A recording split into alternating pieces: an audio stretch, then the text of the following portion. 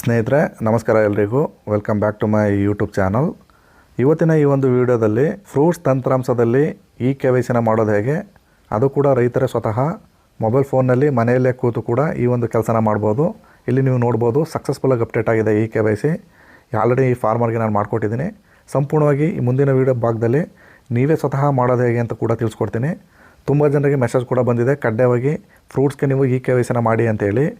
ಸ್ನೇಹಿತರೆ, ಸಿಂಪಲ್ಲಾಗಿ ಮೊಬೈಲ್ ಫೋನಲ್ಲೂ ಕೂಡ ಈ ಒಂದು ಕೆಲಸನ ಮಾಡ್ಬೋದು.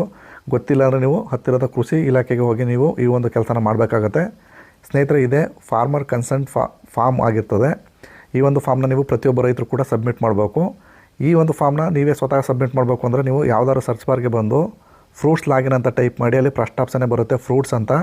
ಆ ಒಂದು ಆಪ್ಷನ್ನ ಕ್ಲಿಕ್ ಮಾಡ್ಕೊಳ್ಳಿ. ನಂತರ ನೆಕ್ಸ್ಟ್ ಪೇಜು ನಿಮ್ಗೆ ಈ ರೀತಿ ಬರುತ್ತೆ, ಅಲ್ಲಿ ಸ್ಕಿಪ್ ಅಂತ ಮಾಡ್ಕೊಳ್ಳಿ.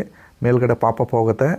ನಂತರ ಇಲ್ಲಿ ಸಿಟಿಜನ್ ಲಾಗಿನ್ ಅಂತ ಒಂದು ಆಪ್ಷನ್ ಕಾಣ್ತಾ ಇದೆ ನೋಡಿ, ಸಾರ್ವಜನಿಕರ ಲಾಗಿನ್, ಅದನ್ನು ಕ್ಲಿಕ್ ಮಾಡ್ಕೊಳ್ಳಿ.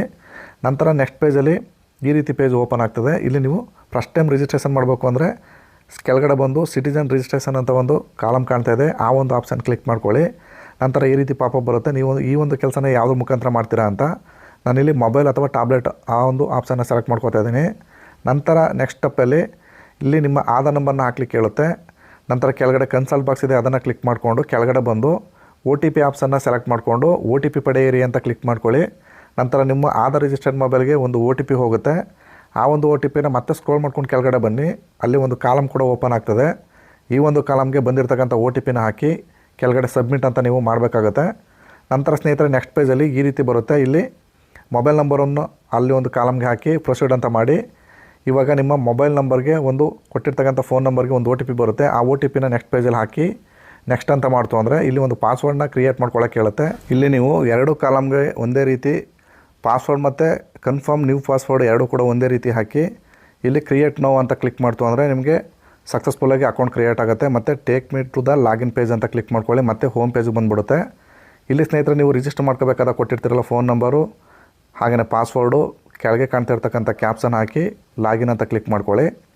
ನಂತರ ನೆಕ್ಸ್ಟ್ ಪೇಜಲ್ಲಿ ಸಿಟಿಜನ್ 2 ಫ್ಯಾಕ್ಟರ್ ಅಥೆಂಟಿಕೇಷನ್ ಅಂತ ಮತ್ತೆ ಕೂಡ ನೀವು ಕೊಟ್ಟಿರ್ತಕ್ಕಂಥ ಫೋನ್ ನಂಬರ್ಗೆ ಒಂದು OTP ಬರುತ್ತೆ.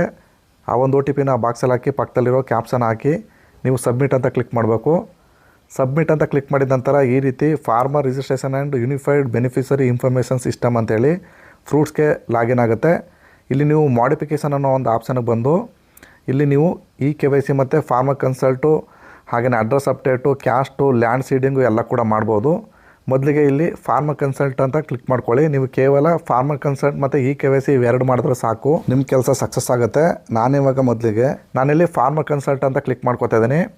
ನಂತರ ಅದಕ್ಕೂ ಮೊದಲು ಇಲ್ಲಿ ನಿಮ್ಮ ಫಾರ್ಮರ್ ನೇಮು ಮತ್ತು ಇಲ್ಲಿ FID ನಂಬರ್ ಕೂಡ ಬಂದಿರುತ್ತೆ. ಇಲ್ಲಿ ರೈತರ ಸಹಮತಿ ಪತ್ರ ಅಂತ ಹೇಳಿ ಇಲ್ಲಿ ಸಂಪೂರ್ಣವಾದ ಮಾಹಿತಿಯನ್ನು ತಿಳಿಸ್ಕೊಟ್ಟಿದ್ದಾರೆ. ಆಧಾರ್ ಕಾಯ್ದೆ 2016 ಸೆಕ್ಷನ್ 7 ಅಡಿಯ ನಿರ್ಬಂಧನ ಪ್ರಕಾರ ಕರ್ನಾಟಕ ರಾಜ್ಯದಲ್ಲಿ ಅಗ್ರಿ ಸ್ನ್ಯಾಕ್ ಅಡಿಯಲ್ಲಿ ರೈತರ ನೋಂದಣಿ ಸೃಜಿಸಲು ಸಹಮತಿ ಪತ್ರ ಅಂತ ಬರುತ್ತೆ. ಇಲ್ಲಿ ಕೆಳಗಡೆ ಸಂಪೂರ್ಣ ಕೊಟ್ಟಿದ್ದಾರೆ, ಸ್ವಲ್ಪ ಓದ್ಕೊಂಡು ಹೋಗ್ತೀನಿ.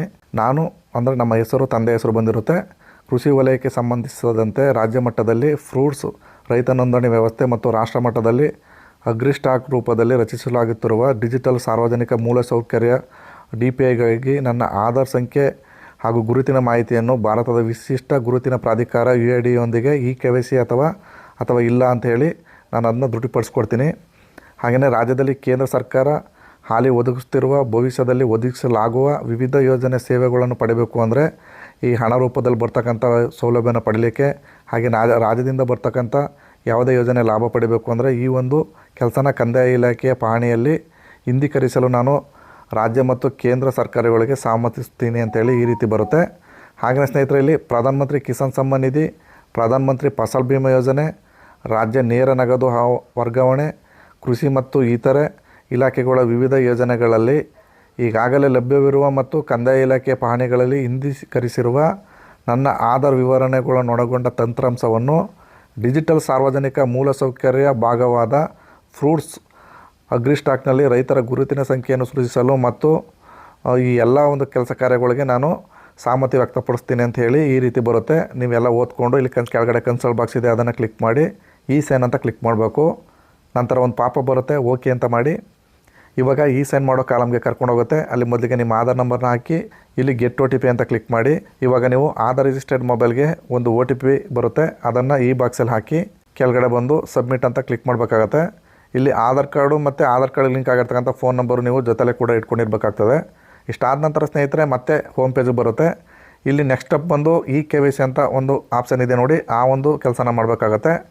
ಇವಾಗ ಫಾರ್ಮರ್ ಕನ್ಸಲ್ಟ್ ಆಗ್ತು. ಈಗ KYC ಆಪ್ಷನ್ನ ಕ್ಲಿಕ್ ಮಾಡಿಕೊಂಡ್ರೆ KYC ಮಾಡೋರು ಆಪ್ಷನ್ ಬಗ್ಗೆನೂ ತಿಳಿಸ್ಕೊಡ್ತೀನಿ. ಇಲ್ಲಿ ಆಧಾರ್ ಸಂಖ್ಯೆನ ಹಾಕಿ ಕನ್ಸಲ್ಟ್ ಬಾಕ್ಸ್ ಇದೆ, ಅದನ್ನು ಕ್ಲಿಕ್ ಮಾಡಿ ಕೆಳಗೆ ಬಂದು OTP ಆಪ್ಷನ್ನ ಸೆಲೆಕ್ಟ್ ಮಾಡಿಕೊಂಡು ನೀವು OTP ಪಡೆಯಿರಿ ಅಂತ ಕ್ಲಿಕ್ ಮಾಡ್ಕೊಳ್ಳಿ. ನಂತರ ಒಂದು ಪಾಪ ಬರುತ್ತೆ, ಓಕೆ ಅಂತ ಮಾಡಿ.